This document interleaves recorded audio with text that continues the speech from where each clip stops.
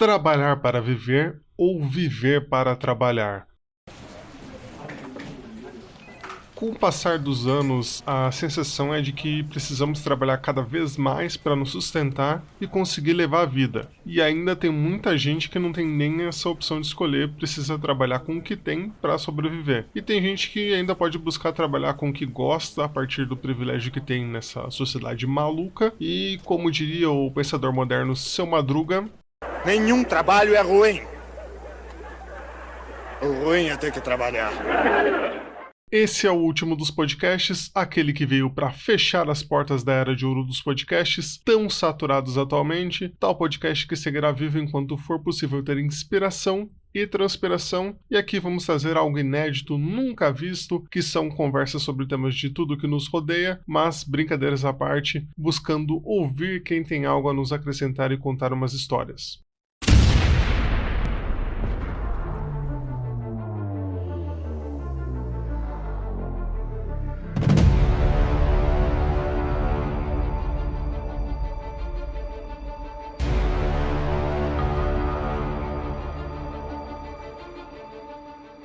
E pra gente começar a conversa, esse podcast mesmo não seria tão facilmente criado se eu não estivesse formalmente desempregado para a criatividade aparecer. E a rotina do trabalho nos consome e não nos dá muita vontade de fazer algo diferente. Qualquer projeto paralelo que nós pensamos em ter parece ser algo muito mais cansativo pela rotina, porque a gente já tem essa rotina puxada no trabalho. E, ao mesmo tempo, muita gente tem aquela necessidade de ser produtiva a todo tempo, de que tempo parado é um tempo inútil. Trabalhar é algo inerente a todos nós, a não ser que você seja herdeiro ou herdeira, mas a nossa relação com o trabalho em muitos momentos faz parecer que estamos sendo tomados pela nossa atividade acima da nossa vida. E aí vem a questão inicial: trabalhar para viver ou viver para trabalhar? Para nos ajudar nessa resposta, eu chamei o meu amigo e psicólogo Valcir Moraes.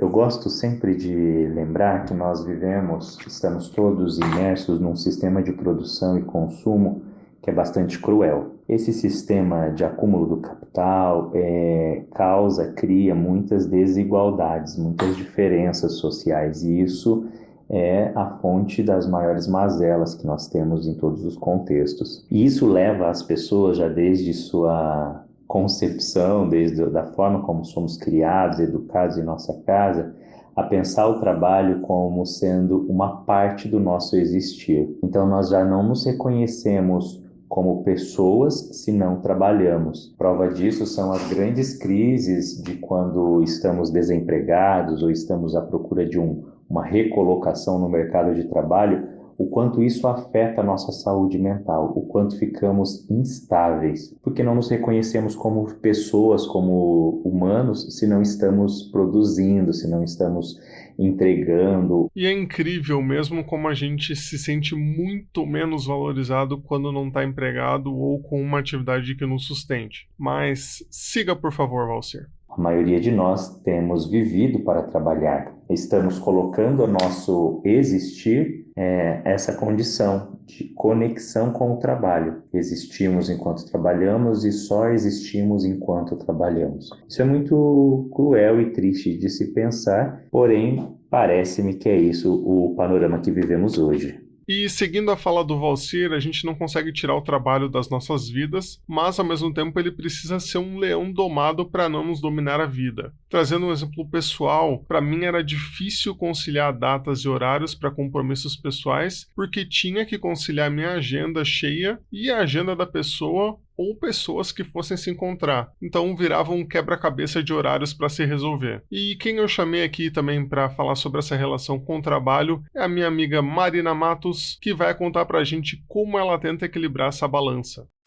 Eu levei um tempo para conseguir equilibrar, assim, ainda não sei se eu cheguei no modo mais ideal possível, mas eu acho que é tentativa e erro, assim, sabe? Eu fui vendo o que funciona melhor pra mim, assim, mas eu acho que é muito importante, na verdade, assim, você estabelecer qual é a sua rotina, sabe? Estabelecer, assim, quais são as suas prioridades, o que você tem que fazer em determinada parte do dia, tipo, se você faz atividade física, qual que é o melhor horário, de manhã, de noite, se você, por exemplo, almoça no trabalho, como é o meu caso, você vai fazer comida, você vai almoçar em um restaurante, enfim, então assim, eu acho que eu adaptei a minha rotina. Eu chamei a Marina aqui por saber já que ela concilia uma rotina bem ocupada, mas me surpreendeu mais ainda como ela se organiza detalhadamente para que as coisas funcionem. Eu escrevi num papel, assim, o que eu quero fazer todos os dias pra eu poder conseguir me programar. E assim, tem algumas coisas que eu acho que é importante você definir como coisas não negociáveis na sua vida, né? Então, pra mim, por exemplo, assim, não é negociável a questão da minha saúde. Então, ir pra academia pra mim, que é um que me dá bem-estar, é uma prioridade. Então, isso é uma coisa que eu não negocio, tipo, eu sempre vou. E um livro e ensaio muito difundido e comentado sobre a temática é o Sociedade do Cansaço, do Byung-Chul Han, e ele fala de como a sociedade, em sua estrutura,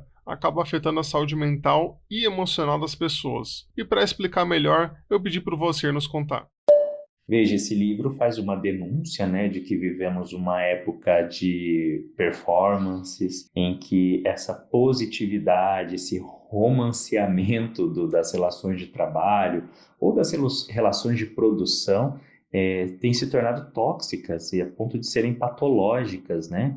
Tem se tornado uma doença. Então, eu concordo que o Byung-Chul Han, esse pensador sul-coreano, escreve com os pés muito fixados no nosso tempo. Ele faz uma análise muito pertinente, né?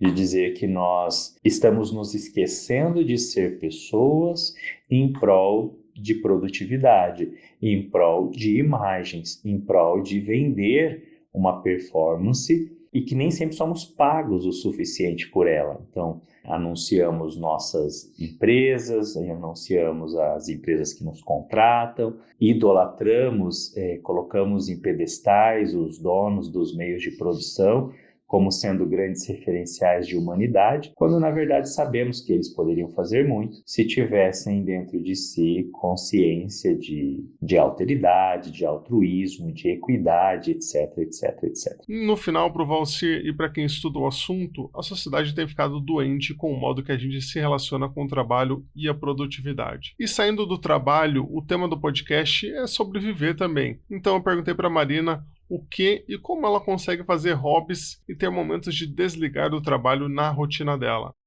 Então, assim, quando dá, durante a semana eu faço isso, mas se não dá, eu já sei, eu já estabeleci comigo mesma, já negociei comigo mesma que isso vai ficar pro final de semana. Então, final de semana, tipo, eu esqueço do trabalho e vou fazer as coisas que me dão prazer, né? Encontrar com os amigos, enfim. Então, assim, acho que entra de novo na história da organização. Você conseguindo se organizar, saber estabelecer o que você precisa fazer nos determinados dias da semana, você consegue encaixar os hobbies tranquilamente. E a Marina também comentou sobre o que ela acha que faz essa engrenagem da rotina e da vida dela funcionarem sem desalinhar. O equilíbrio é importante, então assim, sempre priorizar também as outras áreas da vida, né? E eu acho que é só com o tempo que a gente consegue. Eu não masterizei isso ainda, mas com o tempo a gente vai conseguindo ajeitar, assim, né? Um pouquinho, uma coisa ou outra. E eu acho que a palavra-chave, se eu pudesse dizer duas palavras-chave, seria o equilíbrio, né? E a organização. Eu acho que a organização é fundamental para você conseguir ter equilíbrio. Se você tiver tudo bem estabelecido, é mais fácil de você conseguir fazer concessões quando precisa, enfim, e estabelecer critérios aí, né, que façam sentido para sua rotina. E se você acha que está sendo consumido, engolido pelo sistema, afogado pela maré do trabalho, o que pode ser feito? Existem dicas para isso, Valcir?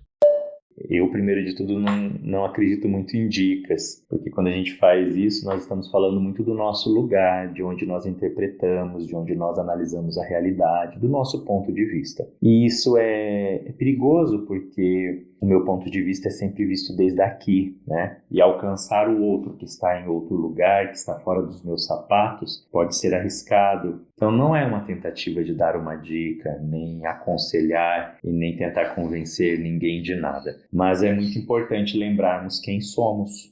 Afinal de contas, qual é o propósito? Qual é o sentido do meu existir? Eu sempre me recordo de um professor de filosofia que certa vez chegou na aula e escreveu no quadro um pensamento do Martin Luther King, que dizia algo do tipo: quem ainda não descobriu pelo qual motivo vale a pena morrer, não é digno de viver. E isso marcou a minha história, né? Eu me lembro desse pensamento e faz sentido para mim. Então, se você ainda não sabe pelo que vale a pena gastar a tua vida, existir, fazer, produzir, você provavelmente está apenas reproduzindo algo que colocaram para você como sendo certo. E não foi você que criou ou que elaborou a sua própria decisão. Então, a vida é um dom precioso demais para gastarmos ele inteiramente reproduzindo, repetindo ideias e conceitos que nos foram apresentados, sem nem ao menos parar para pensar. Afinal de contas,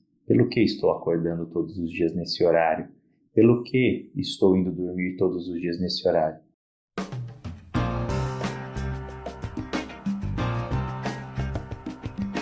E é sempre importante, se você está com problemas para se resolver com essas questões, que você possa ir atrás de um acompanhamento psicológico e profissional. A gente não precisa sempre estar resolvendo tudo sozinho, e ouvir a visão de outras pessoas sempre nos ajuda, ainda mais profissionais que trabalham com esse aconselhamento e auxílio. Muito obrigado pela sua audiência e voltamos em algum momento com o último dos podcasts.